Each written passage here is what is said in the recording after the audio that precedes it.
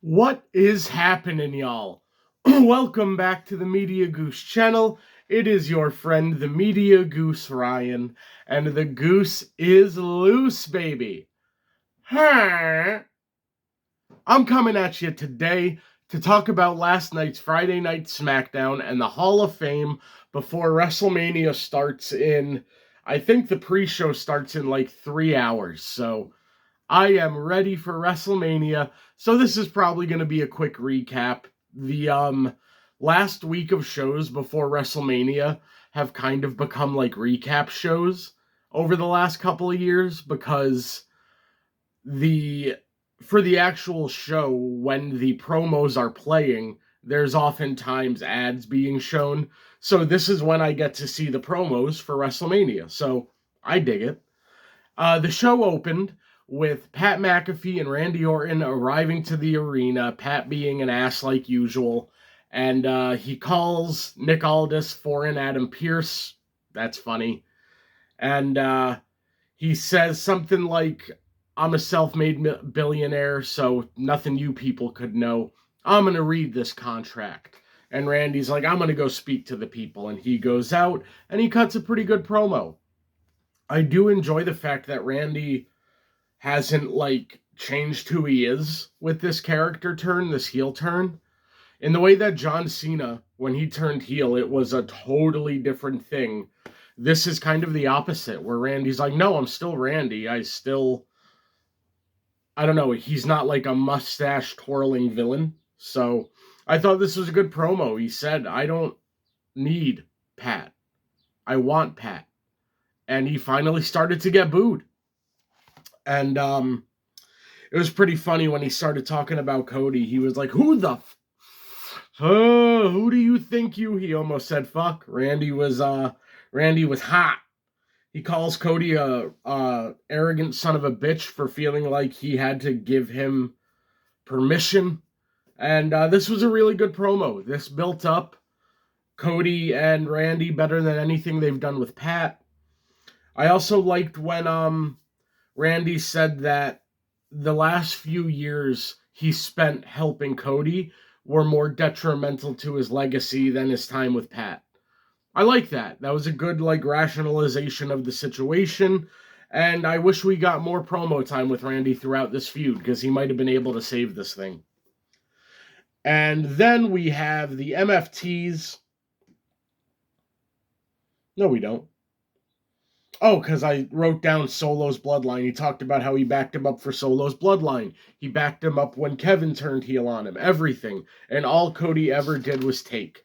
It was a really good promo. Then, and also it was just good to see Randy locked in. Like, when he was leaving, Corey said something along the lines of, like, we haven't seen this kind of, like, locked inside of Randy in a while. So I'm definitely excited to see what happens tonight in the main event. And then he gets in Pat's truck. They leave. Pat says something funny as they leave again. He's like, hey, don't worry. I'll put in a good word with the higher-ups for you, chap, to Nick Aldis. That was pretty funny. Then we get the MFTs versus the Wyatts. This was thankfully a street fight, not just a boring match. And it was supposed to be a 4-on-4, but it was really a 5-on-4 and eventually a 5-on-5 because all of the MFTs were involved, and then Nikki eventually started getting involved as well. This was pretty fun. I like this getting more time to breathe on SmackDown than getting like 4 or 5 minutes on Mania. So I liked that. The suicide dive by Rowan and the shout out to Luke Harper. Rest in peace. They did a lot to make Tala look strong here, obviously. And towards the end, he ate a chair shot from Rowan. That looked pretty good. But Tama Tonga's lining up to hit his finisher, and Solo runs in and hits the spike for the win. So the MFTs defeat the Wyatts. This feud is finally done. And they continue to tease the tension between Solo and Tama. So hopefully something happens soon. I was really hoping something would happen here because it's the WrestleMania show and it's the end of your feud. So I would have liked to see Tama probably hit Solo with that back elbow he does. Then we get Truth and Priest in the back. Truth is back to calling Danhausen Asuka. And he says, Asuka cursed the New Day. Xavier Woods is sick. He's Sammy Sosa White. He's so sick. That cracked me so hard. It also cracked Damian Priest. Then we get Miz and Maurice renewing their vows. I think The Miz was like an officiant for a bunch of WrestleMania weekend weddings. That's pretty cool. And as they're renewing their vows, Danhausen appears, naturally. And the jump scare from Maurice was really funny. And then Kit says, you may curse the bride. So he does. He curses Maurice. Him and Miz get in a kerfuffle, and Maurice falls into the cake. Danhausen takes some of the icing off her face. He goes, vanilla. You know, the most common flavor, but he's excited about it. It was a fun little bit. Then it was a really emotional Royce Keys video package.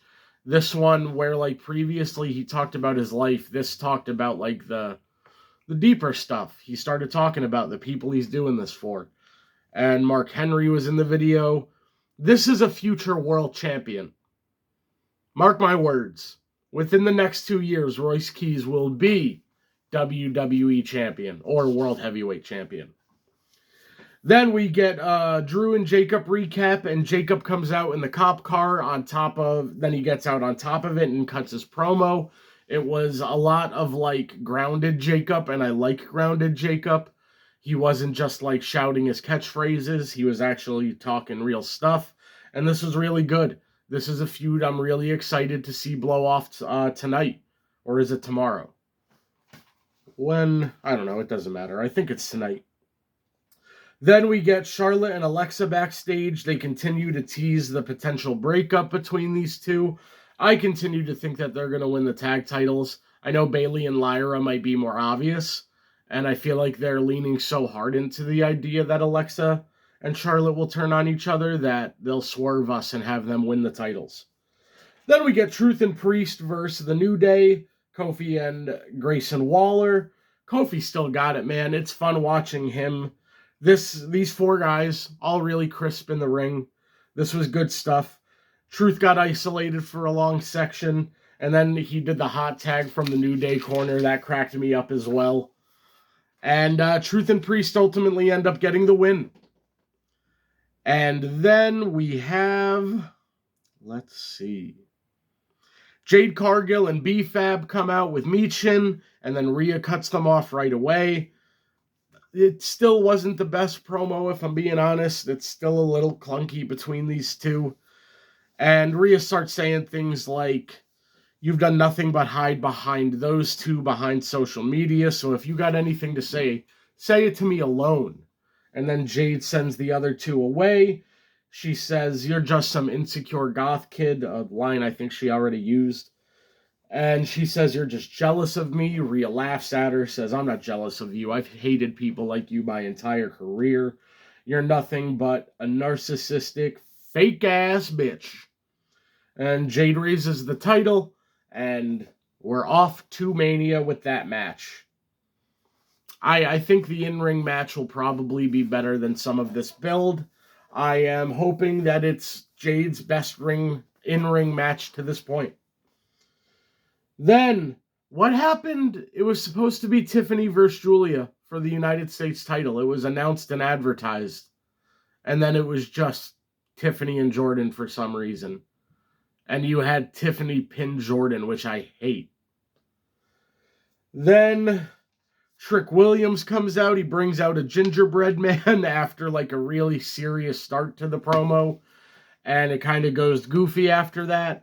Then Sammy comes out and continues the dynamic they've been working on. I don't know what I did wrong, but I don't give a damn. And eventually Sammy attacks Trick and attacks the gingerbread man. This was fine. It was whatever. Then Alexa and Charlotte versus Lyra and Bayley, but Nia and Lash attack right away. Makes sense. Then we had Oba. The Oba and Brock video package was incredible. It's like narrated and broke up into parts with these really badass titles. Awesome. Like I said before, this is the the show where you get to see all the video packages that they run ads over during Mania. So that was an excellent video package. Then we had the Andre the Giant Battle Royale. This was fun. I enjoy Battle Royales, obviously. The only two guys to get entrances were Royce Keys and Joe Hendry. And some of the people that shined, Aleister Black did a lot in there. Phoenix was doing a lot. Kit got out immediately when he tripped on a planking Johnny Gargano. That was funny. Gargano was pretty involved. Tala Tonga did a lot. Shiloh Hill was in there. La Parka and Psycho Clown. Fuck yeah, love that. It came down to the final four of Otis, Tala, Aleister, and Royce. I loved Otis and Akira Tozawa getting some shine. Good for them. And ultimately, it came down to Tala Tonga and Royce Keys. And Royce Keys, my pick for the match, won. It was the obvious choice. Like I said, I think he's a future world champion. They even gave him pyro, so that's got to mean something. Then we get Cody coming out. I don't know if it was just the audio of the arena, but brother, he got no pop. And as he starts to talk, CM Punk comes out. They're both in their Hall of Fame suits. They're dressed up nice. And Cody's funny. He says, before I go in to hug you, are you going to kick me in the balls and turn on me? Because I got enough going on. That was really funny. This felt like these two just like having a nice friendly promo. Kind of felt like them having their victory laps for their title reigns before they both probably lose their titles. Yeah, but this was solid. Overall, like I said, the Go Home Smackdown is kind of more about seeing the recap before today's show, so I wasn't expecting a ton, but this was a fun show.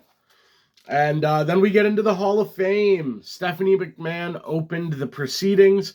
Her video package made me ugly cry until I saw her wench of a mother.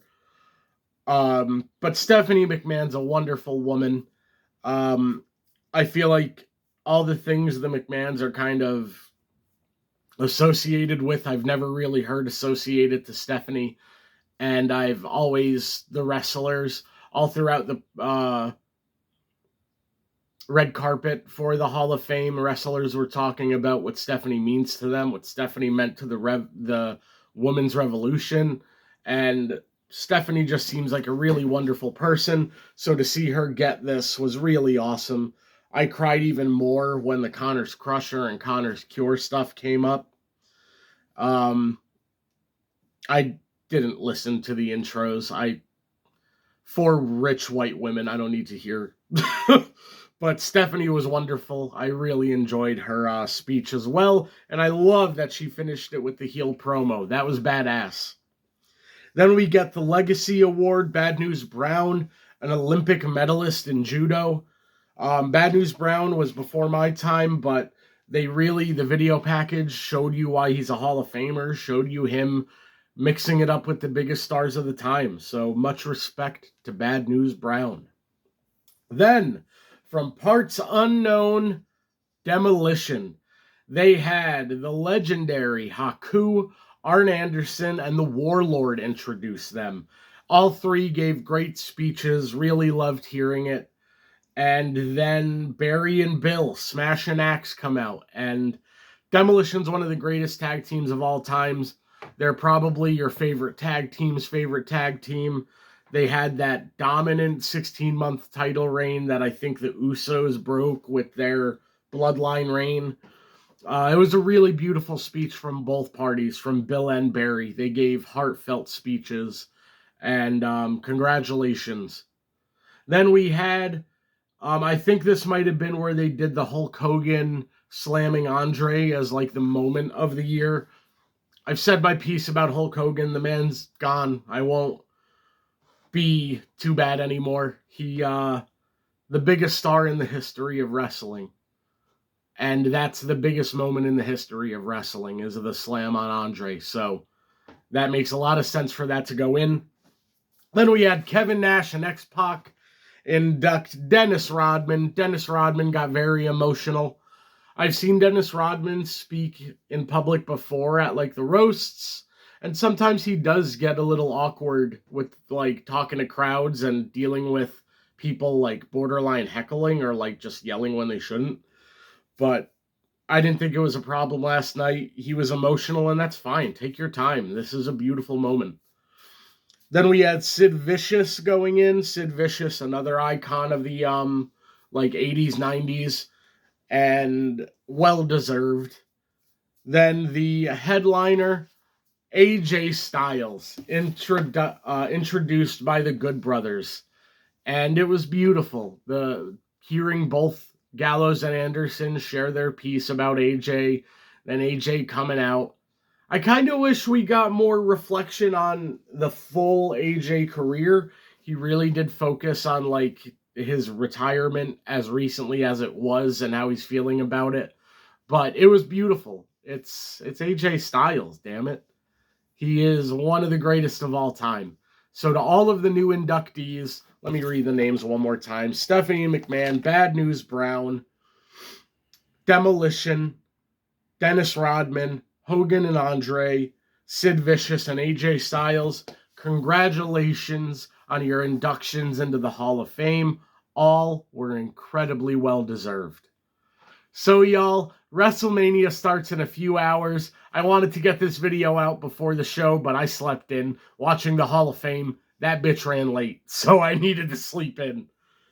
Let me know what you thought of the go-home show for WrestleMania, what you thought of the Hall of Fame. Who are some people you want to see get into the Hall of Fame in the future? Chyna has to go in. It's a crime that she's not in yet. And maybe that's a future video I'll do. Future Hall of Famers. So guys, thank you for watching. The Goose is out.